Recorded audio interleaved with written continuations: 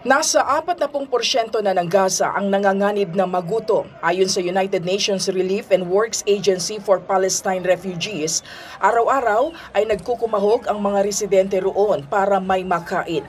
Nangangamba rin sila na baka sa mga susunod na araw ay madagdagan pa ang bilang ng mga nagugutom sa lugar. Ito'y sa gitna ng patuloy na pinaigting na operasyon ng Israeli forces sa Gaza. Ibinasura ng Korte Suprema sa Michigan ang apela ng mga botante na nagpapadisqualify kay dating US President Donald Trump na tumakbo muli sa pagkapangulo. Ang nasabing apela ay ilang araw matapos magpasya ang Colorado na siyang unang estado na pagbawalan si Trump na tumakbo bilang kandidato. Itinuturing kasi ang Michigan bilang battleground state sa 2024 general elections. Muli namang isinagawa ang pinakamalaking desert gathering sa Tunisia. Ito ang Sahara Festival na taunang isinasagawa simula taong 1910.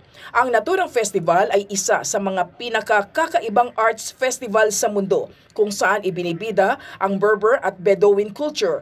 Tampok dito ang karera ng mga camel, sayawan at parada. Joyce Salamatin para sa Bayan.